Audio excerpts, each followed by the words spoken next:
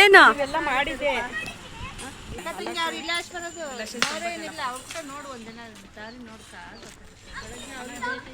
ಬೆಳಗ್ಗೆ ಬರೋಣ ಅಂತ ಅಲ್ಲಿ ಸಣ್ಣನಂತೂ ಈಗ ಊಟ ಮಾಡಿಸ್ಬೇಕು.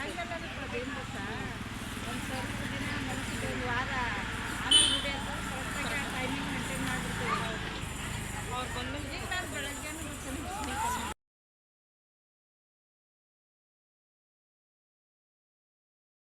Hi viewers, welcome back to my YouTube channel. ಇದು ಶನಿವಾರದ ವ್ಲಾಗ್ ಆಗಿರುತ್ತೆ. ಮಕ್ಕಳೆಲ್ಲ ಸಂಜೆ ಸ್ಯಾಟರ್ಡೆ ರಜೆ ಇರೋದ್ರಿಂದ ಹೊರಗಡೆ ಪಾರ್ಕಿಗೆ ಕರ್ಕೊಂಡು ಹೋಗು ಅಂತೇಳಿದ್ರು. ಹಾಗೆ ನನ್ನ ಫ್ರೆಂಡ್ ಕೂಡ ಬರ್ತೀನಿ ಬಾ ಅಂತ ಹೋಗೋಣ ಅಂತ ಕರೆದಿದ್ರು.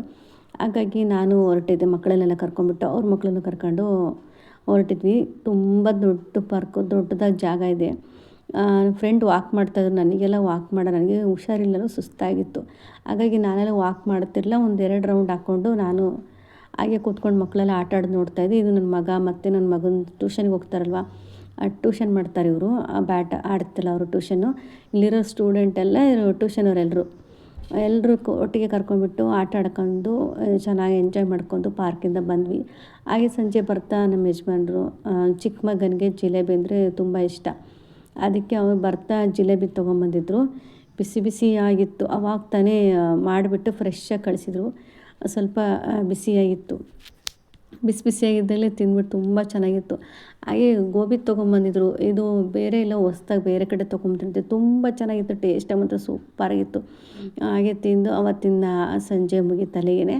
ನಾವು ಇವತ್ತು ಹೊರಗಡೆ ಹೋಗೋಣ ಅಂತ ಹೇಳ್ಬಿಟ್ಟು ಹೋಗ್ತಾಯಿದ್ದೆ. ಹಾಸ್ಪಿಟ್ಲಿಗೆ ಹೋಗ್ಬೇಕಿತ್ತಲ್ವ, ಹಾಗಾಗಿ ಹೊರಟಿದ್ವಿ. ನಾನು ಬೇರೆ ನಾರ್ಮಲ್ ಹಾಸ್ಪಿಟ್ಲಿಗೆ ತೋರಿಸ್ಕೊಂಡಿದ್ದೆ, ಸರಿ ಹೋಗಲಿಲ್ಲ. ಹಾಗಾಗಿ ನಾನು ರೆಗ್ಯುಲರಾಗಿ ಆಯುರ್ವೇದಿಕ್ ತೊಗೊತೀನಲ್ಲ, ಅಲ್ಲಿ ಬಂದೆ. ಆ ಕ್ಲಿನಿಕಲ್ಲಿ ಚೆನ್ನಾಗಿ ನೋಡ್ತಾರೆ, ತುಂಬ ಜನ ಬರ್ತಾರೆ. ಆಯುರ್ವೇದಿಕ್ಕು ತುಂಬ ಚೆನ್ನಾಗಿ ವರ್ಕ್ ಆಗುತ್ತೆ ಮೆಡಿಷನ್ ಎಲ್ಲ. ಹಾಗಾಗಿ ನೋಡೋಣ ಇಲ್ಲೊಂದು ಟೈಮ್ ಅಂತ ಹೇಳ್ಬಿಟ್ಟು ಅಲ್ಲಿ ಮತ್ತೆ ಆಯುರ್ವೇದಿಕ್ ಹಾಸ್ಪಿಟ್ಲಿಗೆ ಬಂದೆ. ಅಲ್ಲಿ ಬಂದು ಮೆಡಿಷನ್ ತೊಗೊಂಡು ನಾನು ಇವ್ರ ಹತ್ರ ಸುಮಾರು ವರ್ಷದಿಂದ, ಅಂದರೆ ಒಂದು 2 ವರ್ಷ ಆಯಿತು, 2-3 ವರ್ಷ ಆಯಿತು ನಾನು ಇವ್ರ ಹತ್ರ ತೊಗೊಳಕ್ಕೆ ಮೆಡಿಷನ್ನು. ತುಂಬ ಚೆನ್ನಾಗಿ ಕೊಡ್ತಾರೆ. ತುಂಬ ಜನ ಇರ್ತಾರೆ, ವೆಯ್ಟ್ ಮಾಡಬೇಕು, ಸಖತ್ ಜನ ಇರ್ತಾರೆ. ಒಬ್ಬೊಬ್ಬರಿಗೆ 1-4 ಗಂಟೆ ಟೈಮ್ ತೊಗೊತಾರೆ. ಅಷ್ಟು ಚೆನ್ನಾಗಿ ನೋಡ್ತಾರೆ. ಅವ್ರ ಕೈಗುಣನೇ ಹಾಗೆ ಅಷ್ಟು ಚೆನ್ನಾಗಿ ವರ್ಕ್ ಆಗುತ್ತೆ. ಅಲ್ಲಿ ಹಾಗೆ ತೋರಿಸ್ಕೊಂಡು ಸ್ವಲ್ಪ ಏನಾದರೂ ಮಕ್ಕಳಿಗೆ ಸ್ಕೂಲ್ ಸ್ಟಾರ್ಟ್ ಆಗಿತ್ತಲ್ಲ, ಸ್ವಲ್ಪ ಏನಾದರೂ ಬೇಕಾಗುತ್ತೆ ನೋಡೋಣ ಲಂಚ್ ಬಾಕ್ಸ್ ಅಂತೆಲ್ಲ, ಹಾಗೆ ಬಂದೆ ನೋಡೋಣ ಅಂತ. ಅದು ಈ ಅಂಗಡಿ ಹೊಸ್ದಾಗಿ ಓಪನ್ ಆಯಿತು. ಹೊಸ್ದಾಗಿ ಅಂದರೆ ಓಪನ್ ಆಗಾಗಲೇ ಒಂದು 5-6 ತಿಂಗಳು ಆಗಿರ್ಬೋದು. ನಾವು ಒಳಗಡೆ ಹೋಗಿರಲಿಲ್ವ, ಹಾಗೆ ನೋಡೋಣ ಅಂತ ಹೇಳ್ಬಿಟ್ಟು ಏನೇನಿದೆ ಸ್ವಲ್ಪ ತೊಗೊಳ್ಳೋ ಥರ ಇದೆ ಅಂತ ನೋಡೋಕ್ಕೆ ಹೋಗಿದ್ವಿ. ಆ ಬಾಕ್ಸ್ಗಳೆಲ್ಲ ಊಟ ಬಾಕ್ಸ್ಗಳು ಈ ಥರ ಪುಟಾಣಿ ಚೆನ್ನಾಗಿದೆ ಬಾಕ್ಸ್ ಎಲ್ಲ. ಅಂದರೆ ಬೇರೆ ಈಗ ವಿಶಾಲ್ ಮಾರ್ಟಲ್ಲಿ ಬೇರೆ ಅಂಗಡಿಗಳಿಗೆಲ್ಲ ಹೋಲಿಸ್ಕೊಂಡ್ರೆ ಒಂದು 20 ರುಪೀಸು, 30 ರುಪೀಸು, 10 ರುಪೀಸ್ ಜಾಸ್ತಿ ಇಟ್ಟಿದ್ದಾರೆ. ಅದು ಬಿಟ್ಟರೆ ಚೆನ್ನಾಗಿದೆ, ಕ್ವಾಲಿಟಿ ಎಲ್ಲ ಚೆನ್ನಾಗಿತ್ತು. ಈ ಥರ ಲೋಟ ತೊಗೊಳಂತ ನೋಡಿದೆ, ವೆಯ್ಟಾಗಿ ಚೆನ್ನಾಗಿತ್ತು. ಆದರೆ ಮನೇಲಿ ಇದೆಯಲ್ವ ಅಂತೇಳ್ಬಿಟ್ಟು ಮತ್ತೆ ತೊಗೊಳಕ್ಕಾಗಿಲ್ಲ. ಪುಟಾಣಿದು ಇಷ್ಟ ಆಗುತ್ತೆ, ದೊಡ್ಡದೆಲ್ಲ ಇಷ್ಟ ಆಗೋದಿಲ್ಲ. ಹಾಗೆ ನನ್ನ ಮಕ್ಕ ನೋಡಬೇಕಾ ಗಾಡಿ ಕಾರ್ಗಳು ತೊಗೊಳ್ಳೋದು, ಓಪನಾಗಿ ಹಾಗೆ ಓಡಿಸ್ತಾಯಿದ್ರು, ಓಪನ್ ಆಗುತ್ತೆ, ಇದು ಕೊಡ್ಸುಮ್ಮಿ ಅದು ಕೊಡ್ಸುಮ್ಮಿ. ಅವನಿಗೆ ಒಂಥರ ಖುಷಿ. ತುಂಬ ಆಟ ಸಾಮಾನುಗಳೆಲ್ಲ ಇಟ್ಟಿದ್ರು, ಈ ಸಣ್ಣದೆಲ್ಲ. ಖುಷಿ ಸಡಗರ ಆಗಿಬಿಟ್ಟಿತ್ತು. ಎಲ್ಲದನ್ನು ತೊಗೊಂಡು ಬಂದು ತೋರಿಸ್ತಾ ಇದ್ದೆ, ಇದು ತೊಗೊಳ್ಳಿ ಅದು ತೊಗೊಳ್ಳಿ ಅಂತ. ನಾನು ಎಂಥ ತೊಗೊಳ್ಳೋದೆಲ್ಲ ಹೊಡೆದಾಕ್ಬಿಡ್ತಾರಪ್ಪ ಅಂತೇಳ್ಬಿಟ್ಟು ನಾನು ಎಂಥದ್ದು ತೊಗೊಳ್ಲಿಲ್ಲ. ಅವ್ನು ತೋರಿಸಿದ್ದೆಲ್ಲ ನನಗೆ ಸ್ವಲ್ಪ ಯಾವ ಥರದ್ದು ಪರವಾಗಿಲ್ಲ, ನೋಡೋಣ ಏನಾದರೂ ಊಟ ಬಾಕ್ಸು ಚೆನ್ನಾಗಿರೋದು ಸಿಗುತ್ತಾ ಅಂತ ನೋಡ್ತಾಯಿದ್ದೆ. ನೆಕ್ಸ್ಟ್ ಯಾವಾಗಲಾದರೂ ಬಂದರೆ ಏನಾದ್ರು ತೊಗೊಬೋದಲ್ವ ಅಂತ ಹೇಳಿಬಿಟ್ಟು. ಹಾಗೆ ನಮ್ಮ ಮಗ ಚಿಕ್ಕದೆಲ್ಲ ಏನೇನು ಇಷ್ಟ ಆಗುತ್ತೆ ಎಲ್ಲ ತೊಗೊಂಡು ತೋರಿಸ್ತಾ ಇತ್ತು ಬಂದುಬಿಟ್ಟು. ಅಂದರೆ ಬೇರೆ ವಿಶಾಲ್ ಮಾರ್ಟಿಗಿಂತ ಇಲ್ಲೊಂದು ಸ್ವಲ್ಪ ಚೆನ್ನಾಗಿದೆ, ಡಿಫ್ರೆಂಟಾಗಿ ಒಂದು ಸ್ವಲ್ಪ ಒಂದೇ ಥರ ಇರೋದಕ್ಕಿಂತ ಡಿಫ್ರೆಂಟಾಗಿತ್ತು. ಅಲ್ಲೆಲ್ಲ ಹುಡುಕಬೇಕು ಎಲ್ಲೆಲ್ಲಿದೆ ಅಂತ. ವಿಶಾಲ್ ಮಾರ್ಟಲ್ಲಿ ಹೋದರೆ ಇಲ್ಲೆಲ್ಲ ಹಾಗೆ ಕಣ್ಣಿಗೆ ಕಾಣೋ ಥರ ನೀಟಾಗಿ ಇಟ್ಬಿಟ್ಟಿದ್ರು. ಚೆನ್ನಾಗಿತ್ತು, ಎಲ್ಲದೂ ತೋರಿಸ್ತಾಯಿದ್ದು. ಹಾಗೆ ನೋಡಿದೆ ನಾನು ಸ್ವಲ್ಪ ಸೌಟು ಏನಾದರೂ ತೊಗೊಳ್ಳೋಣ ಅಂತ ಹೇಳ್ಬಿಟ್ಟು. ನನಗೆ 1-2 ಸೌಟ್ ಬೇಕಿತ್ತು. ಹಾಗೆ ಬಕೆಟ್ ನೋಡ್ಬೋದು, ಎಷ್ಟು ಪುಟಾಣಿಗಿದೆ ಅಂದರೆ ಅಷ್ಟು ಪುಟಾಣಿಗಿದೆ. ಚೆನ್ನಾಗೈತೆ, ಇಷ್ಟ ಆಯಿತು. ಒಂದು ಟೈಮ್ ನೋಡ್ಕೊಂಡು ಹೋದರೆ ಮತ್ತೆ ನೆಕ್ಸ್ಟ್ ಟೈಮ್ ತೊಗೊಂಡೋಗ್ಬೋದಲ್ಲ ಅಂತ ಹೇಳ್ಬಿಟ್ಟು ನೋಡಿಕೊಂಡೆ. ಎಂಥದ್ದು ತೊಗೊಂಡಿಲ್ಲ. ಪಾತ್ರೆಗಳೆಲ್ಲ ಸುಮಾರಿದೆ, ಎಂಥ ತೊಗೊಳ್ಳೋದು ಪಾತ್ರೆಗಳು. ತೊಗೊಂಡ್ರೆ ಸ್ವಲ್ಪ ಬಾಕ್ಸ್ಗಳು ತೊಗೊಬೇಕಿತ್ತು, ಸ್ಟೀಲ್ ಬಾಕ್ಸು. ಅಷ್ಟು ಬಿಟ್ಟರೆ ಇನ್ನೆಂಥದ್ದಿರಲಿಲ್ಲ. ಅಷ್ಟರಲ್ಲಿ ನನ್ನ ಮಗನ ಕಣ್ಣಿಗೆ ಬಿದ್ದಿದ್ದು ಸೈಕಲ್ಲು ಪಂಪ್ ಹೊಡಿತಾರಲ್ವ, ಅದು ಹಿಡ್ಕೊಂಬಿಟ್ಟು ಕೊಡಿಸು ಅಂತ ಒಂದೇ ಸಮ ಹಠ. ಇದು ನೋಡ್ಬಿಟ್ಟು ಟಿಫನ್ ಕೇರಿ ತುಂಬ ಚೆನ್ನಾಗಿದೆ, ಪರವಾಗಿಲ್ಲ. ರೇಟು ಹೈಟ್ ವೈಸ್ ಮೇಲೆ ಸ್ವಲ್ಪ ಇತ್ತು. ಏನು ಕೇಳಿದ್ರು ಬಿಡಲೇ ಇಲ್ಲ, ಹಿಡ್ಕೊಂಬಿಟ್ಟಿದ್ದ ಕೊಡು ಅಂತ ಹೇಳ್ಬಿಟ್ಟು. ಕೊನೆಗೆ ಅದೇನಾಯಿತು ಅಂದರೆ ಅದು ಮುರಿದೋಗ್ಬಿಡ್ತದು. ಹಾಗಾಗಿ ತೊಗೊಂಡಿಲ್ಲ. ನಮ್ಮ ಮಾವಂತಿದೆ, ಅದನ್ನೇ ಇಟ್ಕೊಳ್ಳಪ್ಪ ಅಂದರೆ ಕೇಳೋಂಗಿಲ್ಲ. ಹೊಸದು ಯಾವ್ದು ಬೇಕು ಅದನ್ನೇ ನೋಡ್ತಾ ಇದ್ದ. ಇದು ಕೊಡಿಸಿ ಚೆನ್ನಾಗಿದೆ, ನಾನೇ ಹೊಡ್ಕೊಬೋದು ಗಾಳಿನ, ಅದು ದೊಡ್ಡದಾದರೆ ನನ್ನ ಕೈಲಿ ಆಗಲ್ಲ ಅಂತ ಹೇಳ್ಬಿಟ್ಟು ಹಿಡ್ಕೊಂಬಿಟ್ಟಿದ್ದ. ಬಾಸ್ಕೆಟಲ್ಲಿ ಹಾಕ್ಕೊಂಡು ಬಿಡೋಂಗಿಲ್ಲ. ನಾನು ಕೊಡಿಸ್ತಾ ಇಲ್ಲ, ಅವ್ನು ಬಿಡ್ತಾ ಇಲ್ಲ. ಕೊನೆಗೆ ನಾನು ತುಂಬ ಇಲ್ಲಿ ತೊಗೊಳಕ್ಕೆ ಹೋಗಲಿಲ್ಲ. ಸ್ವಲ್ಪ ನನಗೇನು ಬೇಕು ಅಷ್ಟೇ, ಸ್ವಲ್ಪ ಸುಂಚ್ಕ ಬೇಕಿತ್ತು, ಒಂದು 2 ಸುಂಚ್ಕ, ಹಾಗೆ ಸ್ವಲ್ಪ ಮಕ್ಕಳದು ಪೆನ್ಸಿಲು, ಜಾಮಿಟ್ರಿ ಬಾಕ್ಸು ಎಲ್ಲ ಇತ್ತು. ಅದನ್ನು ನೋಡಿದೆ. ಇದು ಆರ್ಟ್ ಬಾಕ್ಸ್ ನೋಡೋಕ್ಕೆ ತುಂಬ ಹೊರ್ಗಡೆಯಿಂದ ತುಂಬ ಚೆನ್ನಾಗಿದೆ, ಆದರೆ ತುಂಬ ಲೈಟ್ ವೆಯ್ಟ್ ಇದೆ, ಎಂಥದ್ದು ಆಗಲ್ಲ. ಹಾಗೆ ಇಷ್ಟು ಆರ್ಟ್ ಬಾಕ್ಸ್ ಸಾಕಾಗಲ್ಲ ನಮ್ಮ ಮನೆಗೆ. ಹಾಗಾಗಿ ಸ್ವಲ್ಪ ದೊಡ್ಡದಾಗಿ ಸ್ವಲ್ಪ ಕ್ವಾಲಿಟಿ ಇದ್ದಿದ್ರೆ ಚೆನ್ನಾಗಿ ತೊಗೊಬೋದಿತ್ತು. ಬೇಡ ಅಂದ್ಕೊಂಡ್ಬಿಟ್ಟೆ. ಹಾಗೆ ಪೆನ್ಸಿಲ್ಲು, ಪೆನ್ಗಳೆಲ್ಲ ಇತ್ತು. ಸುಮಾರು ಕಲೆಕ್ಷನ್ ಇದೆ, ಎಲ್ಲ ತೊಗೊಂಡ್ಬಿಟ್ಟಿದ್ರು. ಸ್ಕೂಲ್ ಸ್ಟಾರ್ಟ್ ಆಗಿಬಿಡ್ತಲ್ಲ ಬೇಗನೆ ಎಲ್ಲ ತೊಗೊಂಡಿದ್ರು. ಇದು ನೋಡ್ಬೋದು, ಲ್ಯಾಂಪ್ ಎಷ್ಟು ಚೆನ್ನಾಗಿದೆ. ಚಾರ್ಜರ್ ಅಂತ ಅವಾಗೆಲ್ಲ ಇದಾಗ್ತಿದ್ರಲ್ವ, ಇಂಥ ಅದು ಅವಾಗಿನ ಎಣ್ಣೆ, ಸೀಮೆಣ್ಣೆಲ್ಲ ಹಾಕ್ಬಿಟ್ಟು ಹಚ್ತಾಯಿದ್ರು. ಇವೆಲ್ಲ ಚಾರ್ಜರಿಂದ ಬಂದಿದೆ, ಚೆನ್ನಾಗಿತ್ತು ಲೈಟಾಗೆ. ಅದನ್ನು ಕೂಡ ಕೊಡಿಸು ಎಮ್ಮೆ ಅಂತ ಹೇಳಿ, ನಾನು ಕೊಡಿಸ್ತಿಲ್ಲ, ಬೇಡ ಪಾರಪ್ಪ ನೆಕ್ಸ್ಟ್ ಟೈಮ್ ತೊಗೊಳ ಅಂತ ಹೇಳ್ಬಿಟ್ಟು ಬಂದ್ವಿ. ಅಲ್ಲಿ ದೀಪಗಳು ನೋಡ್ತಿದ್ರಲ್ಲ, ಅದು ಅಷ್ಟೇ 300 ರೂಪಾಯಿಗೆ 2 ದೀಪ, ತುಂಬ ವೆಯ್ಟಾಗಿತ್ತು, ಚೆನ್ನಾಗಿತ್ತು ದೀಪಗಳು. ಎಷ್ಟು ಬೇಕು ಅಷ್ಟು ತೊಗೊಂಡೆ. ಸುಮ್ಮನೆ ನೋಡ್ತಾ ಇದ್ರೆ ಎಲ್ಲದೂ ಬೇಕು ಅನಿಸುತ್ತೆ. ಮನೇಲಿದ್ದರೆ ಎಂಥದ್ದು ಅನಿಸಲ್ಲ, ಏನದೇ ಇಲ್ಲ. ಹೊರ್ಗಡೆ ಹೋದರೆ ಅದು ಸಿಕ್ಕಿದ್ದು ಇದು ಸಿಕ್ಕಿದ್ದು, ಹೆಣ್ಮಕ್ಳಿಗೆ ಆ ಕಣ್ಣಿ ಬೇಕಾಗಿರ್ತಲ್ಲ, ತೊಗೊಂಡು ಬಂದುಬಿಡ್ತೀವಿ. ಹಾಗೆ ಅಲ್ಲಿಂದ ಬರ್ತಾ ಚಿಕ್ಕ ಮಗನ ಮನೆಗೆ ಬಿಟ್ಟು ಬಂದಿದ್ದಲ್ವ, ಅವನು ಈ ಕಡೆನೇ ನೋಡ್ತಾ ಇರ್ತಾನೆ, ಏನಾದರೂ ತರ್ತಾರಾ ಅಂತಂದು. ಹಾಗಾಗಿ ಬಂದು ಸ್ವಲ್ಪ ಬಿಸ್ಕೆಟ ತೊಗೊಂಡೆ, ಸ್ವೀಟ್ ಬಿಸ್ಕೆಟು ತೊಗೊಂಡು ರೊಟ್ಟಿ ತೊಗೊಳ್ಳೋಣ ಅಂತ ನೋಡಿದೆ. ನನಗೆ ರೊಟ್ಟಿ ಇಷ್ಟ ಇತ್ತು, ಪರೋಟ ಇತ್ತು. ಯಾವ್ದು ತೊಗೊಳ್ಳೋಣ ಅಂತ ನೋಡಿದ್ರೆ ನಮ್ಮನೆ ಯಾವುದಾದ್ರು ತಗೋ ಅಂತ ಹೇಳಿದ್ರೆ ಒಂದು ಯಾವುದು ಎಕ್ಸಾಕ್ಟಾಗಿ ಹೇಳಲಿಲ್ಲ.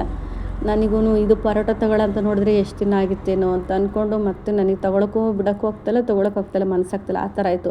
ಕೊನೆಗೆ ರೊಟ್ಟಿ ತೊಗೊಳ್ಳೋ ಅಂತ ನೋಡಿದ್ರೆ, ರೊಟ್ಟಿ ಗಟ್ಟಿ ಇದೆಯಲ್ವ, ಇದು ನಮ್ಮ ಅತ್ತೆಯವರು ತಿನ್ನಲ್ಲ ರೊಟ್ಟಿನ, ನಮ್ಮ ಮಕ್ಕಳು ಕೂಡ ತಿನ್ನಲ್ಲ, ಗಟ್ಟಿದೆ, ಇಷ್ಟು ಗಟ್ಟಿ ತಿನ್ನಲ್ಲ. ನಾನು ತಿಂದರೆ ಒಬ್ಬಳೇ ತಿನ್ನಬೇಕು, ಮತ್ತು ಎಂತ ಮಾಡೋದು, ಅದು ವೇಸ್ಟ್ ಆಗುತ್ತೆ, ಅಷ್ಟೊಂದು ರೊಟ್ಟಿ ಹಿಂಗೆ ಮಾಡೋದು ಅಂತೇಳ್ಬಿಟ್ಟು ನಾನು ಒಬ್ಬಳೇನು ಅಂತೇಳಿ ಮತ್ತೆ ರೊಟ್ಟಿ ತೊಗೊಂಬರಲಿಲ್ಲ.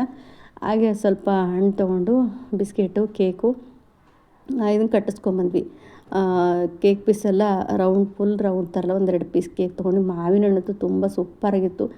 ಸಿಕ್ಕಾಗ ತೊಗೊಂಬಿಡ್ಬೇಕು, ಆಮೇಲೆ ಮತ್ತೆ ಬೇಕು ಅಂದರೆ. ಇವಾಗ ಆಗಲೇ ಹುಳಗಳಾಗ್ತಾಯಿದೆ, ಇವಾಗ ಚೆನ್ನಾಗಿಲ್ಲ ಅಷ್ಟೊಂದು. ಮಾವಿನ ಹಣ್ಣೆಲ್ಲ ಚೆನ್ನಾಗಿ ಬರ್ತಾಯಿಲ್ಲ, ತೋತಪುರಿ ಮಾವಿನ ಹಣ್ಣು ಅಂತಲ್ಲ, ಅದು ಚೆನ್ನಾಗಿ ಬರ್ತಾಯಿದೆ.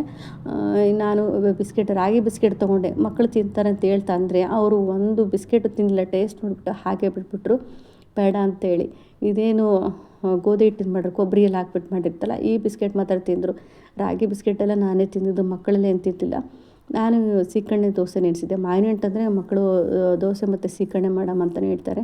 ಹಾಗಾಗಿ ದೋಸೆ ನೆನೆಸ್ಕೊಂಡು ಸೀಕಣ್ಣೆ ಮಾಡೋದು ಸ್ವಲ್ಪ ವೀಡಿಯೋ ಮಾಡೋಣ ಅಂತ ನೋಡಿದ್ರೆ ಟೈಮ್ ಆಗಿಬಿಟ್ಟಿತ್ತು. ಈಗ ವೀಡಿಯೋ ಮಾಡ್ಕೊತ ಕೂತ್ಕೊಂಡ್ರೆ ಮತ್ತೆ ಲೇಟ್ ಆಗಿಬಿಡುತ್ತೆ, ಮಕ್ಕಳಿಗೆಲ್ಲ ಇದು ರೆಡಿ ಮಾಡ್ಸೋಕ್ಕಾಗಲ್ಲ ಅಂತ ಹೇಳ್ಬಿಟ್ಟು ಮತ್ತೆ ಎಂಡ್ ಮಾಡಿದೆ. ವೀಡಿಯೋ ಎಲ್ಲ ಮಾಡೋಕ್ಕೆ ಹೋಗಲಿಲ್ಲ.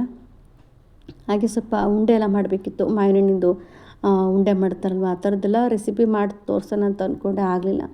ನೋಡಬೇಕು ಯಾವಾಗುತ್ತೆ. ಅದನ್ನೆಲ್ಲ ವಿಡಿಯೋ ಹಾಗೆ ಸೀಕಣ್ಣೆ ದೋಸೆ ಎಲ್ಲ ತಿಂದ್ಕೊಂಡು ಮಕ್ಕಳದೆಲ್ಲ ಮುಗಿತು. ಸ್ಕೂಲಿಗೆಲ್ಲ ಕರ್ಕೊಂಡೋಗಿ ಬಿಟ್ಟು ಬಂದಮೇಲೆ ನೋಡ್ಬೋದು ನಮ್ಮ ರೂಮಿನ ಅವಸ್ಥೆ.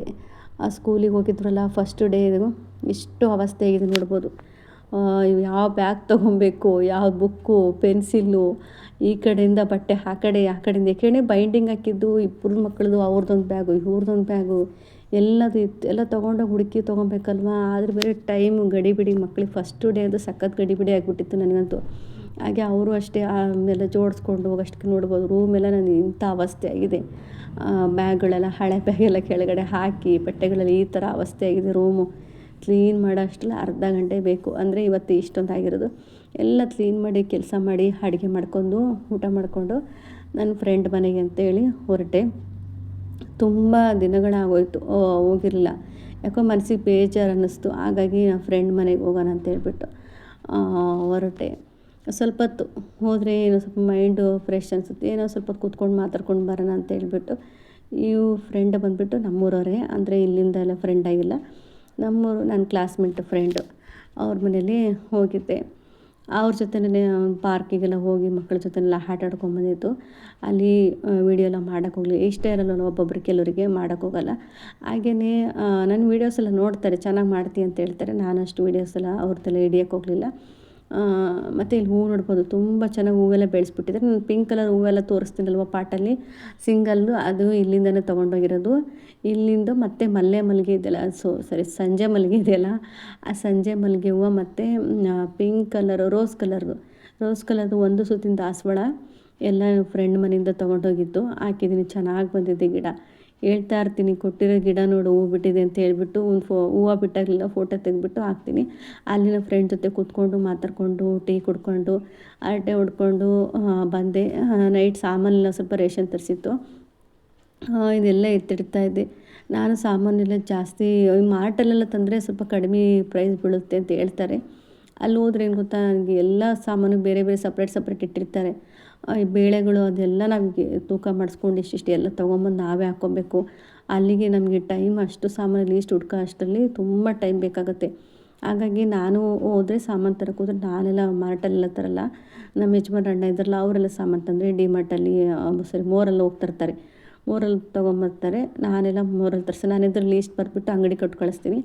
ಅಂಗಡಿಯೆಲ್ಲ ಅಂದರೆ 1 ಅವರಲ್ಲಿ 1 ಮುಕ್ಕಾಲು ಅವರಲ್ಲಿ ಎಲ್ಲ ಕಟ್ಬಿಟ್ಟು ನೀಟಾಗಿ ಪ್ಯಾಕ್ ಮಾಡಿ ಕೊಟ್ಬಿಡ್ತಾರೆ.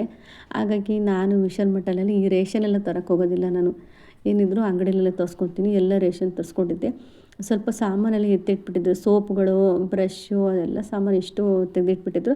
ಇದಿಷ್ಟನ್ನು ಬಾಕ್ಸಿಗೆ ಹಾಕ್ಬೇಕಲ್ವ, ಹಾಗೆ ಸ್ವಲ್ಪ ವೀಡಿಯೋ ಮಾಡ್ತೀನಿ ತಡೀರಿ ಅಂತ ಹೇಳ್ಬಿಟ್ಟು ಹಾಗೆ ವೀಡಿಯೋ ಮಾಡ್ತಾಯಿದ್ದೆ. ಎಷ್ಟು ಎಣ್ಣೆದು ಸಖತ್ ರೇಟಾಗಿದೆ ಎಣ್ಣೆ ಮಾತ್ರ. ಎಣ್ಣೆ, ಬೆಲ್ಲ ಇಷ್ಟು ಇವಕ್ಕೆ ಜಾಸ್ತಿ ಅಮೌಂಟ್ ಆಗೋದು. ಈ ಸೋಪಿನ ಪುಡಿ, ಲಿಕ್ವಿಡ್, ವಾಷಿಂಗ್ ಮಿಷಿನ್ ಲಿಕ್ವಿಡು, ಎಣ್ಣೆ, ಬೆಲ್ಲ, ಸಕ್ಕರೆ ಈ ಇಷ್ಟು ಐಟಮ್ಗೆ ಸಖತ್ ದುಡ್ಡು ಹೋಗುತ್ತೆ. ಇನ್ನು ಬೇರೆ ಕಾಳು ಬೆಳೆಗೆಲ್ಲ ಅಷ್ಟೊಂದೆಲ್ಲ ಏನು ಆಗೋದಿಲ್ಲ. ಸಾಮಾನು ಬಂದುಬಿಟ್ಟು ಎಲ್ಲ ಒಂದು ಅರ್ಧ ಕೆಜಿ ಸಾಮಾನು ತೊಗೊತೀನಿ. ನಾನು ಸಾಮಾನು ತಂದ ತಕ್ಷಣ ಎಲ್ಲ ಸಾಮಾನುಗಳನ್ನೂ ಡಬ್ಬಿಗಳಿಗೆ ಹಾಕೋದಿಲ್ಲ. ಯಾವಾಗ ಯಾವ ಡಬ್ಬಿ ಖಾಲಿ ಆಗುತ್ತೆ ಅದನ್ನ ನೀಟಾಗಿ ತೊಳೆದ್ಬಿಟ್ಟು ಒಂದೊಂದೇ ಸಾಮಾನುಗಳನ್ನ ಹಾಕೋತೀನಿ. ತಂದಿದ್ದೇನೆ ಎಲ್ಲ ಸ್ವಲ್ಪ ಮಿಕ್ಕಿರುತ್ತಲ್ವ ಹೋದ ತಿಂಗಳದೆಲ್ಲ, ಹಾಗಾಗಿ ನಾನು ಅದ್ರ ಮೇಲೆ ಹಾಕಲ್ಲದೆಲ್ಲ ಖಾಲಿ ಆದಮೇಲೆ ತೊಳೆದ್ಬಿಟ್ಟು ಹಾಕೋದು. ಉಳಿದಿರೋ ದೊಡ್ಡ ಡಬ್ಬ ಇದ್ದರೆ ಅದಕ್ಕೆಲ್ಲ ಹಾಕಿಡ್ಕೊಂಡ್ಬಿಡ್ತೀನಿ ನಾನು, ಬೇಕಾದಾಗ ತೊಗೊಳ್ಳೋದು. ಇದು ಹಾಗೆ ಕಾಳುಗಳೆಲ್ಲ ಸ್ವಲ್ಪ ಹುಳ ಬಂದುಬಿಡುತ್ತೆ ಅಂತ ಹೇಳ್ಬಿಟ್ಟು ಕಡಲೆಕಾಳು, ಬಟಾಣಿ, ಹೆಸ್ರು ಕಾಳು, ಹುಳಿಕಾಳು ಇದಿಷ್ಟನ್ನು ಸಣ್ಣ ಡಬ್ಬಿ ಮಾಡ್ಕೊಂಬಿಡ್ತೀನಿ. ಅಂದರೆ ಫ್ರಿಜ್ಜಲ್ಲಿ ಇಡ್ತೀನಿ ನಾನು. ಕೆಲವರು ಫ್ರಿಜ್ಜಲ್ಲೆಲ್ಲ ಇಡಲ್ಲ, ನಾನು ಇಡ್ತೀನಿ. ಒಂದೊಂದು ಹುಳ ಆಗಿಬಿಡುತ್ತೆ. ಅಂಗಡಿಯಲ್ಲಿ ಮೊದಲೇ ಸ್ಟಾಕ್ ಇಟ್ಟಿರ್ತಾರಲ್ವ ಕೆಲವರು, ಅದು ಸೇಲಾಗಿರಲ್ಲ. ಮತ್ತು ನಮ್ಮ ಮನೇಲಿ ತಂದು ನಾವು ಸ್ವಲ್ಪ ಅದನ್ನ ಇಟ್ಕೊತೀವಿ ಅಂದರೆ ಹುಳ ಆಗಿಬಿಡುತ್ತೆ. ಹಾಗಾಗಿ ಅದೆಷ್ಟು ಸ್ವಲ್ಪ ನಾನು ಫ್ರಿಜ್ಜಲ್ಲಿ ಇಟ್ಕೊತೀನಿ. ಎಲ್ಲದೂ ಇಡಲ್ಲ. ಹೆಸ್ರು ಕಾಳು, ಕಡಲೆಕಾಳು, ಹುಳಿಕಾಳು ಮತ್ತು ಹೆಸ್ರು ಬೇಳೆ, ಬಟಾಣಿ, ಕಾಬೂಲ್ ಕಡಲೆಕಾಳು ಇಷ್ಟನ್ನು ಫ್ರಿಜ್ಜಲ್ಲಿ ಇಡ್ತೀನಿ. ಇನ್ನು ಮಿಕ್ಕಿರೋದನ್ನೆಲ್ಲ ಉಳಿದಿರೋದೆಲ್ಲ ಸಾಮಾನುಗಳೆಲ್ಲ ಸಪ್ರೇಟಾಗಿ ಬಾಕ್ಸ್ಗಳೆಲ್ಲ ಬೇಕಾದಷ್ಟು ಖಾಲಿ ಇರ್ತಾವಲ್ವ ಎಲ್ಲ ಅದಕ್ಕೆ ಹಾಕ್ಕೊಂಡ್ಬಿಡ್ತೀನಿ. ಯಾವ ಸಾಮಾನುಗಳು ತೆಗೆದ್ಬಿಟ್ಟು ಹಾಕ್ಕೊಳ್ಳೋದಿಲ್ಲ. ಹಾಗೆ ನಾನಿಲ್ಲಿ ಸಾಮಾನೆಲ್ಲ ಎತ್ತಿಡ್ಕೊತ ಮುದ್ದೆಗೆ ಇಟ್ಕೊಂಡಿದ್ದೆ. ಮಜ್ಜಿಗೆ ಸಾಂಬಾರು ಮಾಡಿದ್ದೆ ಮಧ್ಯಾಹ್ನ. ಸ್ವಲ್ಪ ಮಳೆ ಮೋಡ ಥರ ಆಗಿಬಿಟ್ಟಿತ್ತು ಅಂತ ಹೇಳ್ಬಿಟ್ಟು ಮಜ್ಜಿಗೆ ಸಾಂಬಾರು ಮಾಡಿಕೊಂಡು ನಮ್ಮ ಯಜಮಾನ್ರು ಬರ್ತಾ ಹಾಗೆ ಜಿಲೇಬಿ ಎಲ್ಲ ತೊಗೊಂಡು ಬಂದ್ರಲ್ಲ, ಹಾಗೆ ಮೆಣ್ಸಿನ್ಕಾಯಿ ಬೋಂಡ ತೊಗೊಂಬರೋಕ್ಕೆ ಹೇಳಿದ್ದೆ. ಅಲ್ಲಿಂದ ಬರ್ತಾ ಸೈಡ್ಸಿಗೆ ಚೆನ್ನಾಗಿರುತ್ತೆ ಅಂತ ಹೇಳ್ಬಿಟ್ಟು ಮೆಣ್ಸಿನ್ಕಾಯಿ ಬಜ್ಜಿ ಮತ್ತು ಕಡಲೆಬೇಳೆ ವಡೆ ಇದಿಷ್ಟು ತೊಗೊಂಬಂದಿದ್ರು. ಬೋಂಡ ಚೆನ್ನಾಗಿರ್ತೈತೆ, ಮೆಣ್ಸಿನ್ಕಾಯಿ ಬೋಂಡ ಎಷ್ಟು ತುಂಬ ಟೇಸ್ಟಾಗಿರ್ತೈತೆ, ಚೆನ್ನಾಗಿರುತ್ತೆ. ಅಂಗಡಿಯಲ್ಲಿ ಅಲ್ಲೇ ತೊಗೊಂಬಂದರು. ಹಾಗೆ ನಾನು ಮುದ್ದೆ ಎಲ್ಲ ಮಾಡಿಕೊಂಡು ಮಜ್ಜಿಗೆ ಸಾಂಬಾರು ಮುದ್ದೆ ಅಷ್ಟರಲ್ಲೆಲ್ಲ ಮುದ್ದೆಲೆಲ್ಲ ಒಂದು ಸರಿ ಹಾಗೆ ಮುಚ್ಚಿಟ್ಬಿಟ್ಟಿದ್ದೀನಿ. ಅಷ್ಟರೊಳಗಡೆ ಸ್ವಲ್ಪ ಏನಾದರೂ ಪಾತ್ರೆಗಳಲ್ಲಿದ್ದರೆ ಎಲ್ಲ ವಾಶ್ ಮಾಡ್ಕೊಂಡ್ಬಿಡ್ತೀನಿ. ನನಗೇನಂದರೆ ಮುದ್ದೆ ಬಿಸಿಯಾಗಿ ತಟ್ತಾರಲ್ವ ಆವಾಗಲೇ ಊಟ ಮಾಡಬೇಕು. ಎಲ್ರಿಗೂ ಹಾಕ್ಬಿಟ್ಟು ಕೊನೆಯಲ್ಲಿ ನಾನು ಮುದ್ದೆ ಊಟ ಮಾಡ್ತೀನಿ ಅಂದರೆ ಏನು ಮಾಡಿದ್ರು ಅದನ್ನು ಊಟ ಮಾಡೋಕ್ಕಾಗೋದೇ ಇಲ್ಲ. ತಕ್ಷಣ ಹಾಕ್ಕೊಂಡು ಊಟ ಮಾಡಿದರೆ ಚೆನ್ನಾಗೆ. ಮತ್ತು ನನಗೆ ಮುದ್ದೆ ಊಟ ಮಾಡಿದರೆ ಅನ್ನ ಊಟ ಮಾಡಬೇಕು ಅನಿಸಲ್ಲ, ಅಷ್ಟಕ್ಕೆ ಸಾಕಾಗೋಗುತ್ತೆ. ಊಟ ಮಾಡೋದನ್ನೇ ಸ್ವಲ್ಪ ನೆಮ್ಮದಿ ಊಟ ಮಾಡ್ಕೊತಾ ಇರ್ಬೋದು. ಹೀಗೆಲ್ಲ ಕೆಲಸ ಮಾಡಿ ಅವ್ರಿಗೆಲ್ರಿಗೂ ಊಟ ಹಾಕಿ ಕೊನೆಯಲ್ಲಿ ಮುದ್ದೆ ಬೇಕಾದ್ರೆ ಅನ್ನನೆಲ್ಲ ಊಟ ಮಾಡ್ತೀನಿ, ಎಲ್ರಿಗೂ ಹಾಕ್ಕೊಡ್ಬೇಕಾದ್ರೆ ಮಾಡ್ತೀನಿ. ಆದರೆ ಮುದ್ದೆ ಮಾತ್ರ ಇದೆಯಲ್ಲ ತಟ್ತಿದ್ದಂಕಲೇ ಮುದ್ದೆ ಊಟ ಮಾಡಬೇಕು. ನಾನಿಲ್ಲಿ ನಮ್ಮ ಅತ್ತೆಗೆ ಫಸ್ಟ್ ಹಾಕ್ಕೊಡ್ತೀನಿ. ಆವಾಗಲೇ ಫಸ್ಟ್ ಊಟ ಅವರಿಗೆ ಹಾಕ್ಕೊಟ್ಬಿಟ್ರೆ ಸ್ವಲ್ಪ ಅವರೆಲ್ಲ ಹಿಂಗೆ ಕೇಳಲ್ಲ, ಆವಾಗ ಹಾಕ್ಕೊಡ್ತೀನಿ ಅವಾಗ ಊಟ ಮಾಡ್ತಾರೆ ಪಾಪ ಅಂತ ಕೇಳಲ್ಲ. ಅವರಿಗೂ ಊಟ ಹಾಕ್ಕೊಟ್ಟು ಹಾಗೆ ಮಕ್ಕಳಿಗೆಲ್ಲ ಊಟ ಹಾಕ್ಕೊಟ್ಟು ಕೊನೆಯಲ್ಲಿ ನಾನು ಮುದ್ದೆ ತಡ್ಕೊತೀನಿ. ಅಂದರೆ ಅಷ್ಟು ಮುದ್ದೆನೂ ಒಟ್ಟಿಗೆ ತಟ್ಟೋದಿಲ್ಲ ನಾನು. ಒಬ್ಬೊಬ್ಬರಿಗೆ ಹಾಕಿ ಪ್ಲೇಟಿಗೆ ಹಾಕಿ ಸಾಂಬಾರು ಹಾಕಿ ಒಬ್ಬೊಬ್ಬರಿಗೆ ತಟ್ಟಿ ಹಾಕ್ಕೊಟ್ಬಿಡ್ತೀನಿ. ಒಂದೇ ಸರಿ ತಟ್ಬಿಟ್ಟು ಮತ್ತೆ ಅದಕ್ಕೆ ಇನ್ನೊಂದು ಪಾತ್ರೆ ಅದು ಇದು ಅಂತಂದು ಮಾಡೋದಿಲ್ಲ. ಇದು ನಮ್ಮ ಯಜಮಾನ್ರು ಊಟ ಇವಾಗಲೇ ಬೇಡ ಅಂತ ಹೇಳಿದರು. ಹಾಗಾಗಿ ನಮ್ಮ ಅತ್ತೆಗೆ ಹಾಕ್ಕೊಟ್ಟು ನಾನು ಹಾಕ್ಕೊಂಡು ಮತ್ತು ನಮ್ಮ ಯಜಮಾನ್ರು ಮತ್ತು ಅವ್ರ ಅಣ್ಣಗೆ 2 ಮುದ್ದೆ ಹಾಗೆ ಬಾಕ್ಸಲ್ಲಿ ಎತ್ತಿಟ್ಬಿಡ್ತೀನಿ. ಅವರು ನಮ್ಮ ಮನೆಯವ್ರು ಊಟಕ್ಕೆ ತೊಗೊಂಡೋಗ್ತಿಲ್ಲ, ಅದೇ ಬಾಕ್ಸಲ್ಲಿ ಹಾಕಿ ಎತ್ತಿಟ್ಬಿಟ್ರೆ ಮುಗಿತು. ನಾವು ಕೂಡ ಊಟ ಮಾಡಿಕೊಂಡು ನಾಳೆ ಎಂಥ ಸಾಂಬಾರು ಮಾಡೋದು ಏನು ಮಾಡೋದು ಬೆಳಗ್ಗೆ ತಿಂಡಿಗೆ ರೆಡಿ ಮಾಡ್ಕೊತಾ ಇದ್ದೀನಿ. ಸೊಪ್ಪು ತೊಗೊಂಬಂದ್ಬಿಟ್ಟು 1-2 ದಿನ ಆಗೋಗ್ಬಿಟ್ಟಿತ್ತು. ಆಗಲೇ ಒಂದೊಂದು ಸಾಂಬಾರು ಮಾಡ್ಕೊತ ಈ ಸೊಪ್ಪು ಮಾಡೋದೇ ಮರ್ತೋಗ್ಬಿಟ್ಟಿತ್ತು ನನಗೆ. ಹಾಗಾಗಿ ಬೆಳಗ್ಗೆ ಬೇಗ ಸೊಪ್ಪು ಎಲ್ಲ ಬಿಡಿಸ್ಕೊತ ಕೂತ್ಕೊಂಡ್ರೆ ಒಂದು ಅರ್ಧ ಗಂಟೆ 1/4 ಗಂಟೆ ಬೇಕು. ಹಾಗಾಗಿ ನೈಟನ್ನು ರೆಡಿ ಮಾಡ್ಕೊಂಡ್ಬಿಟ್ರೆ ಬೆಳಗ್ಗೆ ಈಸಿ ಆಗುತ್ತೆ. ಹಾಗೆ ಇವತ್ತಿನ ವಿಡಿಯೋ ಇಷ್ಟ ಇದ್ದರೆ ಪ್ಲೀಸ್ ಗೊತ್ತಲ್ಲ ಲೈಕ್ ಮಾಡಿ, ಶೇರ್ ಮಾಡಿ, ಸಬ್ಸ್ಕ್ರೈಬ್ ಮಾಡ್ಕೊಂಡು ನೋಡಿ, ಸಪೋರ್ಟ್ ಮಾಡಿ. ಪಕ್ಕದಲ್ಲಿರ್ತಕ್ಕಂಥ ಬೆಲ್ ಐಕನ್ನ ಕ್ಲಿಕ್ ಮಾಡಿ. Thank you for watching.